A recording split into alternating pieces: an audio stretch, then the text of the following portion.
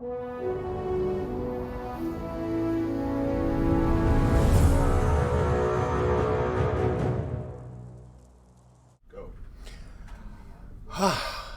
It's the end of the year. It's the end of another year. And boy, is there a lot to talk about starting halfway through the first month of next year. So, how do I sound? And give me the okay, and we can at least start talking about half of what we're going to talk about coming next year. Audiovisual sounds good. Sounds good. All right. So, obviously, those of you who are backers, you saw the "'Twas the Night Before Christmas" variant I did. If you haven't, it's worth reading, simply because it does give you a little bit of hint of what's coming to all of you by the end of January. We actually had our first outside person today come on in and test with us some of the new stuff. As I said on the forums, we're looking for more people who might be interested in helping. You can see a topic there that explains what we need from you, and frankly, an opportunity to get in a little early and help us out. We already have a lot of responses, so if you have time, you need a lot of time, you need to be available for at least a good portion of when we're here during the week. But if you have the time and the right rig and you want to help out, go to the forums. You'll see my post. So let's get this started with the last monthly update of 2019. So a lot of stuff. Number one, work in progress gameplay, the Skald. The Skald is the final of our trio support trio classes to be implemented. It is now ready for backer testing. So as you folks know who responded today to our call to backers, we've been down and we have a fix in, I believe, that solved at least some of the problems with an inability to create new characters, which is the thing that's been holding up tests, because hey, why have a test to test a new character if you can't create the new character? So hopefully that is fixed and we can get back to testing as soon as we get back from the new year. The stream is having buffering issues. Okay, so I'm just going to talk and stop until Twitch stops having issues. Or it could be our internet. I've had weird stuff all day with the net. Same. Really? You guys got to let people know. Let me know. I thought it was just me. Because my machine is my machine, and it's weird. I even tested this. I ran a test stream. It was fine. Okay. Twitch, internet, whatever. All right. It's okay right now. Okay, so yeah, we're back, sort of, maybe. We've been having apparently internet problems here all day. I thought it was just me. So look, this may be a very short stream if we end up having problems again. But I did the first item, short for those who might not have heard it, the Skald in for testing. We believe we also fixed a problem which prevented people from creating new characters like the Skald. Number two, work in progress, text, linefications. All right, here's one of the great statements of all time, understatements of all time. It's been a long time coming, but we've got all the code ported, and internally Linux servers are up and testing. Yeah, one of the problems with writing a lot of code and complicated code that does complicated things is that sometimes some things that you might not think are going to take so long actually took so long. Linuxification has been one of those things. Hopefully we are almost done with it. The good news is that, again, we have it up and running in some places, and now it's just a matter of finding and fixing whatever else either broke or got missed as we go through the Linuxification. But unlike the ability system and its multiple refactors, this is not something that's going to have to be refactored. It just won't. It's not that kind of thing. I promise. There may be ongoing work, but not like a refactor. Work in progress tech, Knockback. Improvements to our new Knockback system have been ongoing steadily as we integrate and test Knockback with other features, particularly ragdolling and entity death, and of course lots and lots of NPCs or players. Number 4, improvements to the physically based lighting model. So, one of the things that people have said over the years is that our lighting model needed to continue to improve. Obviously, we have been doing that, and as we, get to spend a little more time on that, because George is no longer, focused on Linuxification, we're going to see even more in changes and improvements. So you should see metal and reflective surfaces reflecting light much better. Transparency improvements. There's a long paragraph that Andrew wrote that explains it in detail. But it's very simple to say it makes Mike Crossmeyer's VFX not look like crap. So that's the TLDR. The longer version, look at the update. Everything looks crisper. Everything looks better. You don't have the kind of weird issues you were seeing with it up until recently. And so that's in, and Andrew is continuing to work on performance. It just went down again. And back. I love Twitch. I love the internet. I love our cable provider. Not one little bit. We're getting clear on that song. Yeah. Okay, that figures. The one thing I would like to have not recorded. Anyway, so there's a big explanation of what all the great things that this means. And so please read the update.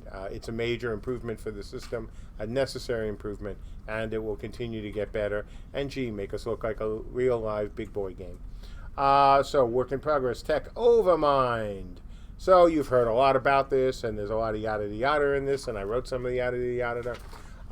Basically, once again, we continue to expand Overmind. We continue to make it even more useful, part of the Unchained engine. And for anything else we do, whether it's Camelot or Unchained, whether it's Mary Kate and Ashley, come back to life, the Cardassian Storm, the Keep, whatever, Overmind is going to be an important part of that. Number 7, another long-running item, work in progress tech, Navmesh. So much more, many more improvements, more bug fixes, including one this morning. Hopefully we're also nearing the end of this travel and travail, and I need another T word, but not tragedy, because it isn't. Travel, travail, trouble. Well, yeah, and trouble. Trials, there you go. And not Trials of Atlantis. Don't worry, Dark Age players. Because that's what, look, this is a hard piece of tech. It's something that companies have multiple people work on for quite a while, or you get when you have an engine that you bought. But we had to build it ourselves. But it's working really well. You'll see in the update an example of something that Ben built to help the engineers track down these problems. So number 8, work in progress tech, SkyDome. So our engine has the ability to render a scene containing the sky and the planets. It also has the ability to draw multiple zones and islands at the same time. Once again, some more yada yada, but the big thing is that the sky is going to be improving dramatically in Camelot Unchained over the rest of this winter. And it's good tech. It isn't simply just, oh look, you just put a painting back there. That too takes a little bit of work, not much, but a little. But it's only the first step. Number 9, tech art material rendering, PBR and roughness and specular fixes. So again, a lot of stuff here. What it boils down to again is just improving the look of the game. We have always said that while Camelot Unchained is not supposed to be, the best looking game out there. It simply can't be. If you want to have thousands of things running around, whether it's player things, whether it's NPC things, whether it's projectile things, but we want to look as good as we can get it. So this is all part of it. Number 10, art, new TDD medium armor helm. So a piece for the most fashionable of TDD. This elegant leather and bone helm is a great addition to the Dark Fool's armory, and it can be yours only for only the discount price of $300. And maybe we should be doing that and make the 200 million like 300 million. And no, we're not going to do that. Art, Arthurian medium male armor set. Last week we saw the high poly version of this completed work, and now it has been fully textured in refined leathers, polished brass, and garnet. Not Kevin Garnett, he's kind of hard to deal with. Hell of a ball player, though. Number 12, art, Viking shield patterns. The artists have been working on some fun exploration and expanding the shield pattern library. So, more shields. Number 13, art, large world creatures. Large world creature. Probably a large creature for the world, because it sounds like it's a large world that's a creature, and it isn't. It's just a really big creature. John's modeling the beast himself, bringing to the living world of CU, typo there, with a new earthquaking beast. It's actually pretty cool. You'll get to see it. Number 14, art, biome development, winter forest concept art. As we are in the winter season here at CSE, even though it's 50 degrees outside, the artists have been inspired have been expanding art development for the winter forest biome. Now, I don't know whether that's because we don't have it here and they're dreaming of the winter or just whatever. A lot of winter, concept art. So that's it. I got a lot to do before we get out of here for New Year's Eve. So I'm not sure how long we'll run the Q&A, but go ahead. I am sure there are questions about all sorts of things. And people say nice things about the internet because it's been rock steady since the last... Shh! No, you never dare the gods. You never say things like that. Because the moment you say, hey, it's been great. That's true. That's true. All right. Boom Headshots asks, how long do you plan on keeping the lifetime subscription and option for purchase? I'm torn on pulling the trigger on this game until I see some updated gameplay, but I don't want to miss out on this if it turns out I like this game as much as your previous games that I still play today. Well, thank you for, obviously, the support in the past and the support now, especially if you're not playing on a paid server. That's a whole nother story. In terms of how long we'll keep it open, certainly long enough for you to see just what you'll be getting. That's why we haven't changed the tiers yet. I said we would change the tiers, which is when the lifetime sub goes away, when we can stream enough content that people can make an informed decision. We still offer a full refund policy, so if you want to be extra cautious, you can get it now. We won't rescind the policy until that date, and there'll be at least a 30-day warning. We've been very clear about that from the beginning, so if you want to be safe, you can get it now. You can also wait. You'll have 30 days, no matter what, before we're going to change the tiers. We'll announce it, we'll give everyone a chance, and then we'll make the changes. And thanks, and hopefully you'll come join us, and hopefully you'll like what we're doing. I think you will. If you liked the other games I was fortunate enough to make, I think you'll like where we're going to end up, even if it has been a rather lengthy road. Treville88 asks, when will Cube on Hatchery be fixed? I actually don't know the answer to that because I haven't thought about it. Let's talk about that next year. Swipper asks, hey Mark, on your last stream you mentioned a lot of changes going into a build that we can test. Can we get a hint on when this is happening? Oh, you don't even have to get a hint. January. No hint needed. No, I've been saying this. I said this. It's obviously in the Christmas poem. I've been saying on the forums. It's January. We've already let one outside backer in today. We're going to be, or outside person in today isn't a backer. We are taking, requests for early testing access. Right now on the forums, so there are some requirements.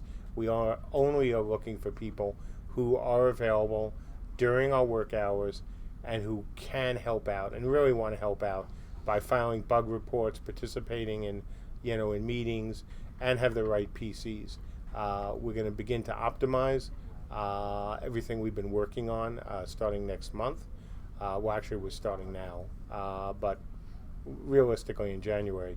But certainly for the first couple weeks, we're looking for people only with 970s or above in terms of GPUs, and CPUs something relatively modern. 3 years is great. 4 years probably is good, depending on which PC you bought. In terms of any other hints, there's a lot of stuff in there. So much stuff. It's going to be an interesting update. I guarantee it. I absolutely guarantee it. Matt Holloman on the YouTube chat asks, my question is are the servers going to handle the loads of 3,000s of people and not be a slideshow MMO? Yes. And why can I say that with such a surety? Because we've done way more than so. Let me say that we have done player testing and player arc testing, which are remote clients that log into the server. They're treated identically by the server. There is no difference essentially to the server, and we have passed 3,000. In terms of NPCs, we've rendered like 14,000, but of course they weren't all unique. And the server held up. It wasn't happy at that point, but it actually did hold up. So 3,000 people on a server, for our tech right now, that is not a challenge. It just isn't. The question is how many in a battle? That's the question. And so far, based on our testing, 500, the number that we said going into all this, been there, past that. So, I can't guarantee that we can do 3,000 people in a battle, but I can guarantee we have already hit those kind of test numbers. So, we'll see, but I can absolutely guarantee that we will make our Kickstarter promise of 500 people in a battle, not a slideshow, on any recommended GPU. That is not a problem. And actually, you'll be seeing some of that tech in action in January. Taloyan asks, you mentioned in your Christmas stream that there will be a lift on the NDA soon. Can you say more about it? Yeah, sure. So in January, again, when we start testing with IT backers and other backers, that will still be NDA'd, of course, because we expect stuff to go wrong because this is the first time we brought in outside people. As we go through the month, as the game stabilizes, then we will allow some kind of streaming. Now, will it be full anytime you want? No, it won't be that. Will be during certain tests. Yeah, absolutely. But not until we're ready. We expect that time to be somewhere towards the end of January. If we hit any snags, it could be a little earlier, but it really depends how it goes. We have a lot to do before January ends. We had a lot to do before January. Yeah, we were just kind of screwed because, hey, January ends for us and officially in 7 hours and about 40 minutes. We're good, but not that good. After that, figure in February, there'll be more lifts, and we want to get to the point Certainly, by spring, of just saying, yeah, for general playtime, you can stream if you like. During certain tests, there'll still be no streaming. For example, if we're working on things that, either we want to keep to ourselves for a little while, or we expect bad things to happen, we don't necessarily really want that streamed. So hopefully that's enough detail. If it's not, ask. MXN UK only has 6 words. Will it be better than Deok? No, for one reason.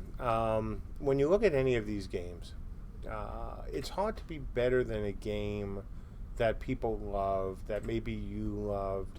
When you get into that kind of comparison, all sort of things, come into play. If it was your first MMO, if it was your first RVR experience, if it was your first time seeing new, the kind of abilities and the kind of gameplay, that could absolutely have a special place in your heart. And so even if we're better in some objective ways, that you still, Dark Age might still hold a special place. It's why WoW Classic is back and doing so well for Blizzard, for gosh sakes. While there are so many things about it that are objectively better than the current version of WoW, there are a lot of things that frankly aren't. But it doesn't matter, because WoW was someone's first game or first love, or they just spent a lot of time. Now, are we going to do a lot of things better than Deok? Of course we are. All these games have some things that they do better than games that went before. And it's not because the old games are bad. It's just that you learn from mistakes, or you have new tech like we do, or things, evolve, or you have some new ideas. So, I'd love to be able to say, oh yeah, we'll absolutely be better than Deok, because that's kind of what a lot of developers say, and show a lack of respect for other games, and I refuse to do that. The Dark Age team worked very hard on that under very difficult circumstances, and we delivered a home run. And so I always will respect that team and that game. But thank you. Thank you for the question, because I know it comes from the heart. Treville88 asks, will there be a tool created or a searchable database for testers to be able to not only input but also search and add notes to found bugs? Oh my God, do we want that? Yeah. That sort of thing is on the list, along with extra engineers to give us more tools in terms of metrics and other things that we would just love to have. Will there be a tool like that in January? Almost zero chance of it, which is also one of the reasons we're doing things slowly. While we're not just saying, hey, all IT, come on in, or even 1,000 coming in right away. We'd be overwhelmed by the feedback. And since a lot of the feedback would be the same, and a lot of the feedback would also be the kind that we don't want right now, which would be, hey, this doesn't run on my 770. Yes, we know that. We said not to come in with a 770, and you came in anyway. So we're trying to be really smart and efficient when it comes to getting the right people in during the right time with the right rigs, so that the problems that they have, which they will, are ones that are the thing we are looking to find. Because we already know we have certain problems with performance at this point because of what is going on in the test. That's fine. We'll fix it, and we'll fix it before the end of the month. Not at all worried about that, because frankly, a month ago, we were running the same test and they were better. So, having the right tool would be great, but for now, we just have to do it the kind of old-fashioned way. Demi asks, because of the big updates incoming, can't wait to play them, by the way, what will be the next big system that you will develop? In terms of big systems, there isn't the next big... Hang on. Sorry. Better. there isn't the next big system on my radar. When it comes to CU, engine's a different story, but in terms of CU, there isn't a next big system that we're going to start on right away. We certainly want to be iterating on the things that a lot of people on the forums have quite frankly pointed out that we need. Obviously get more classes in, get more abilities in. Fixing cube is something, got to do that as well. A new scenario besides scenarios we're currently working on. And even something as simple as, I forget who said it on the forums, a very simple arena style match. So you could have 8v8 and, 4v4s or any other number. I forget what I think he might have only said 2 match sizes that people can play and test against each other. And that's actually part of the tech we're doing will actually make that easier. So you can expect that to happen. Bobo asks, wait a minute, skipped around. Boom Headshots asks, at launch, how do you see the population shaking out in terms of people that play classes versus crafters? Oh, I think the vast majority are going to be crafters. Classes, with a small percentage being crafters, pure crafters. And then I think some of the other some of the people, not a high percentage, but a decent percentage, will also have a crafter alt, on their account.